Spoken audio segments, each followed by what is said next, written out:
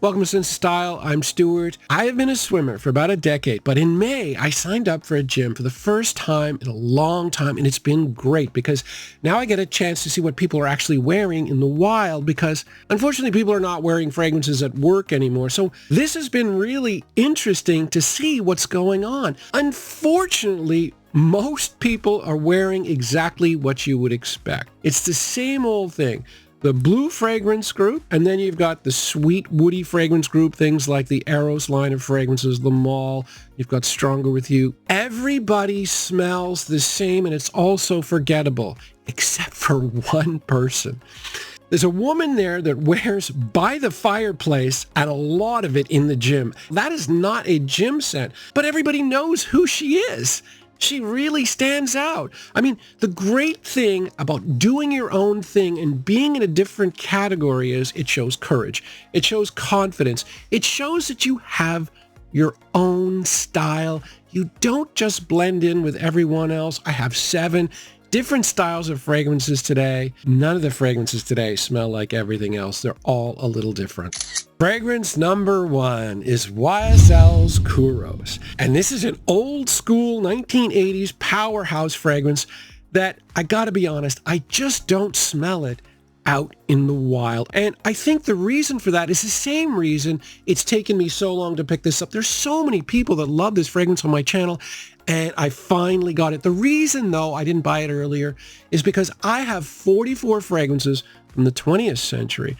More than half of them are old school 80s powerhouses. And except for Dior Fahrenheit, they've all been tampered with. They've all been watered down. They've all been changed significantly. And so that's what delayed my purchase. However, I am happy to say that while in terms of overall performance has definitely been toned down, the quality is still here, and that is just as important as anything. So yeah, you're not going to get 8 to 10 hours here. You're probably going to get 4 or 5, but you're going to get a solid hour of really good projection, and you're going to get the feel of what the 80s was like. And I realized the quality was still there when I smelled that honey note, because I had Givenchy Gentleman 74 and it was supposed to have honey, and it was not to be seen. And honey is important. If a fragrance is dark and heavy, they use frankincense to break it up. But back then they had a lot of animalic, like super strong, powerful scents. They always used honey.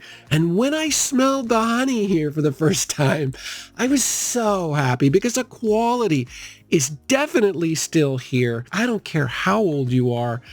This will do it. Fragrance number 2 is Valentino Uomo Intense.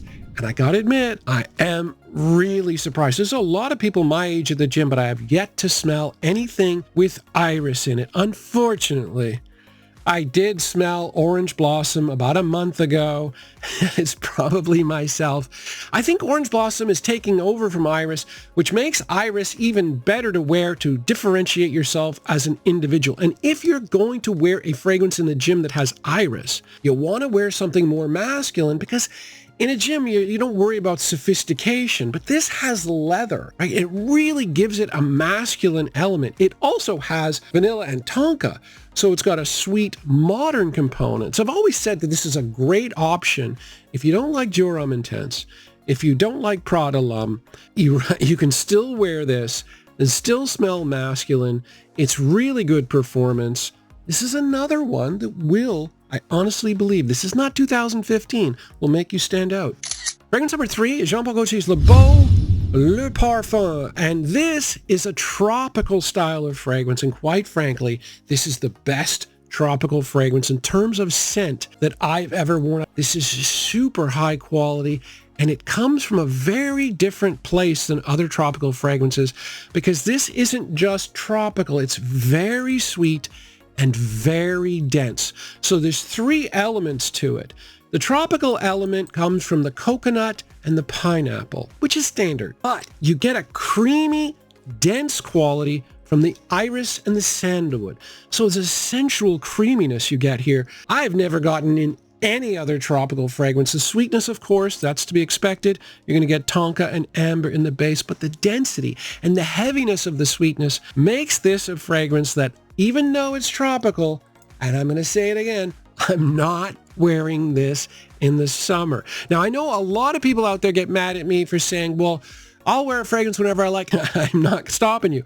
All I'm saying is, and I have proof because I've got a video, I'll put it in the description. It's by a guy named Hamza Saab. And he interviews a bunch of women in the summer talking about Le Parfum. And it's comical. I've seen so many of those videos, and it's so rare to have most of them go, oh, no, thank you. And that makes sense.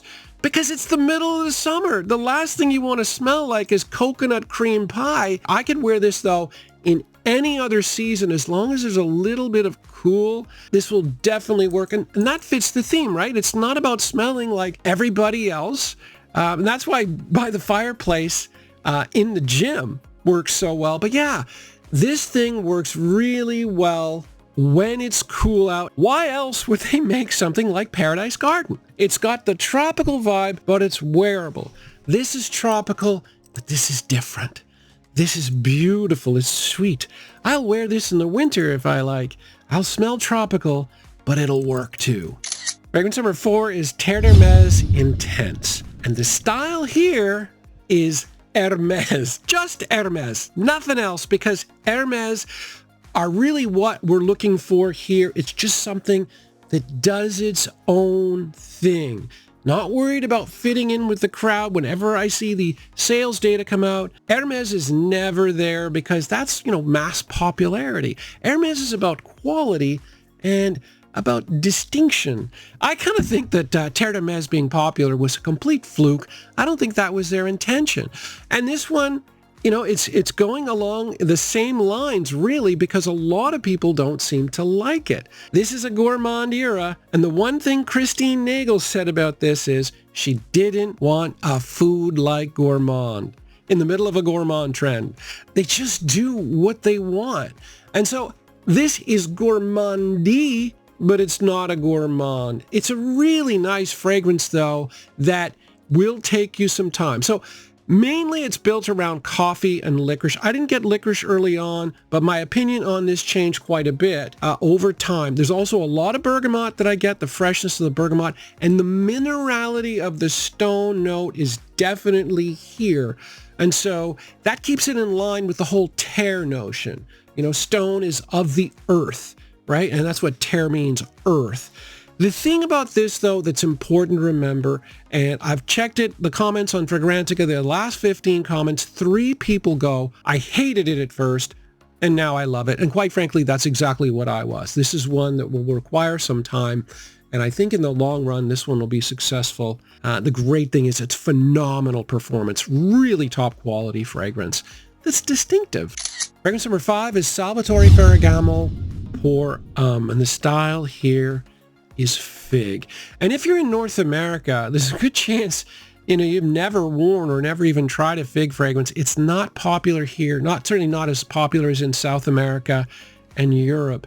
All the better reason, if you're from North America, to consider this as a style, especially if you're an older gentleman, because fig is very closely associated with green and woody, which is more mature. It's definitely a more mature style.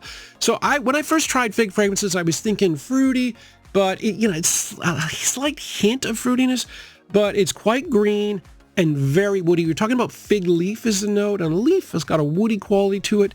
But just in case, they back that up with 4 other woody notes here. You're going to get rosewood, sandalwood, vetiver, and cedar. So it's a very, very woody scent, very distinct scent. And this particular fragrance, even though it's moderately priced, it has been discontinued, by the way, but you can still get it everywhere. But the price here is really good. And it'd be a great signature. It's just so different. Fragrance number 6 is Bottega Veneta Pour Homme, and this smells like an evergreen forest. This style is the most different than any of the other ones I'm talking about, and it really does smell like an evergreen forest. You've got pine, you've got balsam fir, you've got leather, and then you've also got juniper. But really, to me, I guess there is some leather here, but mostly it just smells like a forest. I live in Canada. We have a lot of those things around evergreen forests.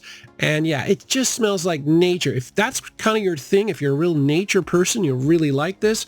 very outside the box. Even though it has leather, you would think it would be a lot stronger.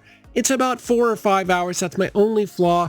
It is the eau de toilette, so it doesn't have the heavy concentration, but definitely outside the box and very distinct. Not my style, by the way. Not something that I would wear, but again, if that sounds like something that would appeal to you, if you are a nature boy kind of thing, this will work. And finally, we have Vives, again by Hermes. Now, I'm not classifying this under Hermes style. This one, I think, is more green. It's a very green and herbal fragrance. Again, a style that is not popular right now, but it's very, very distinctive. And this one is meant to smell like an herb garden after a rain. And it really kind of does. And it does that with the use of an aroma chemical called Fizz Cool that when I first smelled this, I thought it was going to catch on. I thought we were going to really hear a lot more about it because it has an ultra fresh quality without smelling either minty or citrusy. It's an interesting experience. You have to smell it, but that does give it a fresh après pluie, after rain feel. It's also got a lot of herbal notes, although it feels more like green notes to me, and pear, just a hint of pear that you get, but really, really, really good in warm weather. I think this one is much more likely to do well, you know, in warmer climates, Southeast Asia kind of thing, South America, because of the freshness. In fact, except for Neo, this is the freshest fragrance that I have, and something that, you know, this dent was entirely made this summer because it's got a cooling agent. So yeah, like I know I'm always going on and on about being an individual and doing your own thing, but I do think that works when it comes to fragrances. I really do. I think, you know, you got to stand out. And, you know, it is a sign of confidence. You know, if you can smell different enough to other people and own it, it works. Anyway, thanks for watching.